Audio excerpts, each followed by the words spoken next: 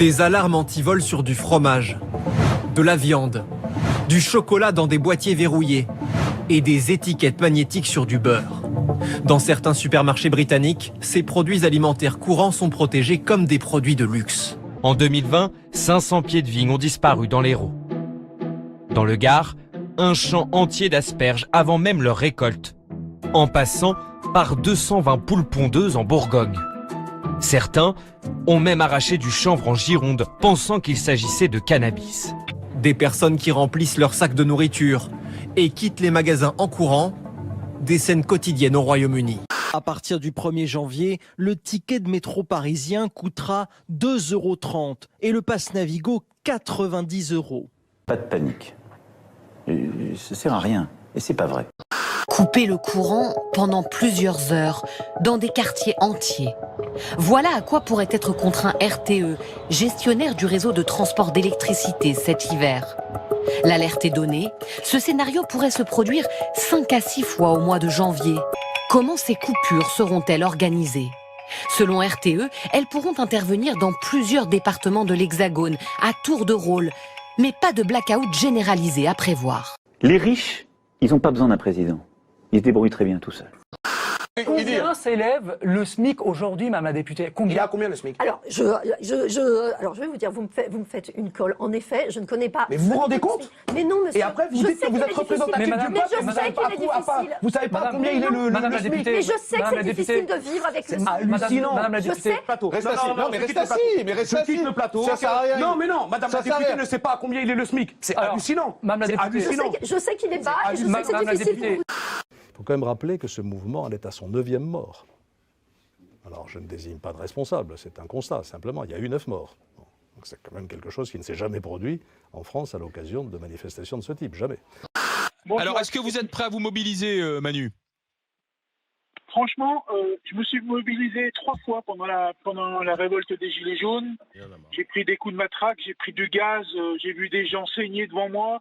Donc moi franchement, Macron, il a compris qu'en sortant les CRS, il allait mettre la foule par terre. Mais le problème, il n'est pas là. Le problème, il n'est pas de se mobiliser. Macron, il a été élu avec 18% des gens. Et après, il a été élu parce qu'on sait pourquoi. La peur du FN, la peur de LFI, la peur des communistes, la peur de tout. Donc, Macron ne représente rien.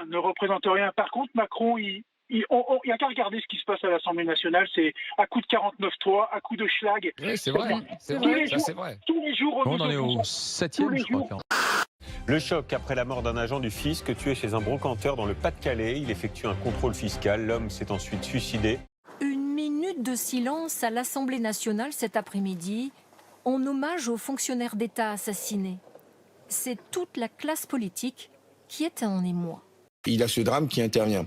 Et ça dans un climat de tension. Et là, l'État a sa part de responsabilité dans le cas où les Français vivent de plus en plus mal. Les politiques, comme les décideurs économiques, ont été pendant longtemps irresponsables. Et donc, il y a une trahison des clercs durant les 20 dernières années. Réelle. Je n'ai jamais vu mon pays aussi fracturé qu'aujourd'hui. Depuis des années, le politique, y compris parfois Emmanuel Macron, a pris soin, pour des raisons souvent tactiques, de posture politique, de dresser les uns contre les autres. Licenciement. Immigrés. Délinquance. Pollution. Vaccination. Terrorisme. Le retour du terrorisme dans ce pays, c'est vous! Nous considérons que les Français doivent pouvoir s'approvisionner, se déplacer. Moi, je suis chef d'entreprise, je suis un tout petit chef d'entreprise. J'ai eu jusqu'à 15 employés, maintenant j'en ai plus qu'un avec moi. Je travaille comme un dingue, je fais 20 000 € de chiffre par mois. À la fin, une fois que j'ai payé mon gars, que j'ai payé moi, j'ai payé ce que je dois aux impôts, parce que j'ai ramassé maintenant, les impôts, c'est contrôle fiscal sur contrôle fiscal, c'est des charges à n'en plus finir. On crève la faim. Moi, je travaille au milieu des gens, des agriculteurs, des cultivateurs, des petits. Je traverse tous les pays, toute la France. Je vois des zones qui sont sinistrées, où il n'y a plus de commerçants, plus d'artisans. Je vois des agriculteurs qui ne prennent pas de salaire, qui ne prennent rien. Par contre, on va nous garantir des retraites. Alors moi, je suis d'accord. Franchement, Monsieur Marchal, Monsieur Touchot, moi, je suis d'accord pour les retraites à une seule condition. C'est qu'on supprime la retraite d'Hollande, qu'on supprime la retraite de Sarkozy, qu'on supprime la retraite des anciens ministres, qu'on supprime la retraite des anciens députés qui servent à rien. Parce que Sarkozy... Il a raison, bravo. Non, mais ces gens qu'on les foute à la rue, qu'on les fasse payer tout ce qu'ils nous doivent, tout ce qu'ils nous ont pris, parce qu'aujourd'hui, l'État, il est éléphantesque. On a un État qui est éléphantesque. Moi, j'ai 2 casquettes. Je suis chef d'entreprise, il me faut 15 documents à chaque fois que je veux faire un chantier. Et je suis président d'une association, j'organise des courses. Aujourd'hui, il me faut 3 mois de dossier, il me faut 17 documents, il faut préfecture, sous-préfecture, ARS, machin, patin, couffin, il y en a marre. Moi, il me reste 2 ans pour payer ma maison. Ma maison est finie. Il me reste 3 ans pour payer mon leasing. Mon leasing va être fini. J'ai plus de matériel à payer. Je vends tout, je me casse. Moi, ce que je veux, c'est une retraite à 60 ans. Je m'en fous. Moi, j'ai fait mes comptes. Hein. J'ai appelé. Je sais combien je vais gagner. Moi, à 64 ans, on me promet 1 200 €. J'ai les genoux. Je travaille dans le bâtiment industriel. Hein. Je porte des charges lourdes depuis 1989. Donc, depuis que je suis sorti de l'armée, je suis au bout. J'en peux plus. Donc moi, à 60 ans, je me casse. Je me casse avec ce qu'on va me donner, une aumône. J'en ai rien à foutre. De toute façon, je sais qu'on va nous faire payer jusqu'à 67 ans. Et si c'est comme les agriculteurs, eh ben on n'aura rien. On va crever la bouche ouverte. Donc moi, je vous dis, il est hors de question que... Les seuls qui vont s'en sortir dans cette histoire, ça va être les politiques, ça va être malheureusement les journalistes, parce que vos métiers sont pas trop fatigants, à part les journalistes de terrain. Mais ce que je veux dire, c'est qu'il y aura très peu de El Kabbach et de Michel Drucker dans le bâtiment. Ça, j'en suis sûr et certain. Est-ce que ce sabotage est un acte de guerre selon vous? À qui profite le crime? Et on voit bien que les Russes n'ont absolument aucun intérêt actuellement, si vous voulez, de faire exploser un pipeline en pleine mer. Le problème, encore une fois, c'est la raison, si vous voulez. À qui profite le crime? Les consommateurs américains dépensent 7 $ pour avoir une unité de gaz, mais les Français et les Européens l'achètent 37 $, plus de 5 fois plus cher. Les États-Unis profiteraient-ils abusivement de la crise énergétique? Les États-Unis se sont engagés à livrer à l'Europe 15 milliards de mètres cubes supplémentaires de gaz naturel liquéfié, un doublement des exportations en 1 an pour les Américains et à l'arrivée des prix multipliés par 5. Des coupures ciblées donc, qui se succéderont quartier par quartier sur des tranches d'environ 2 heures. 2 heures sans électricité, un cauchemar pour cette boulangerie. C'est des gâteaux, ça peut pas tenir 2 heures, impossible. C'est poubelle directement. Toute la vitrine. Ici, de la chaîne du froid jusqu'au four, en passant par les caisses, toute l'activité dépend du réseau électrique. Le problème, c'est que les appareils à carte bleue sont reliés aussi, du coup on peut pas encaisser. C'est vraiment un gros problème pour nous, c'est impossible. On peut pas travailler, on peut rien faire. On ferme boutique pendant 2 heures, s'il y a une perte d'exploitation. Si les particuliers comme les artisans seront bien concernés, il y aura des exceptions. Les hôpitaux, les sites industriels stratégiques ou les prisons seront exclus de ces coupures.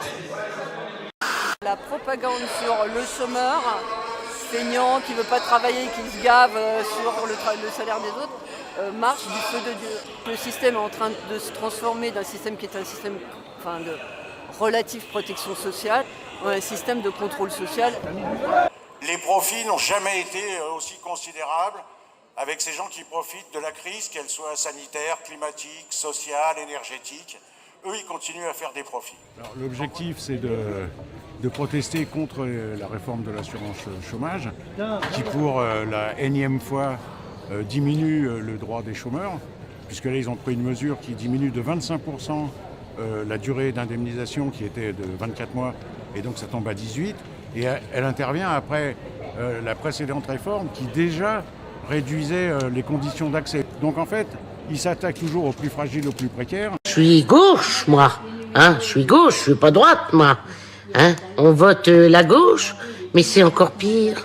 Non mais qu'est-ce que c'est que ce bordel-là? Si on travaille, on doit pouvoir payer nos factures et vivre.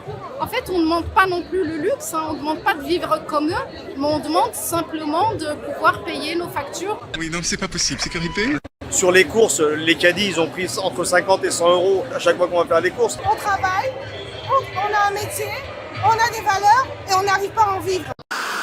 Nestlé, Unilever, Coca-Cola, Kellogg's, PepsiCo. Aujourd'hui, une poignée de multinationales détient quasiment toutes les marques. Elles pèsent 500 milliards de dollars de chiffre d'affaires et ont pris le contrôle de nos assiettes. Pas de panique. Ça sert à rien. Et c'est pas vrai. Regarde l'autre dans son aquarium, à l'aise, il raconte n'importe quelle connerie. Quel talent. C'est une réforme résolument tournée vers le travail, vers l'emploi, contre le chômage et pour la précarité. Et contre la précarité, pardon.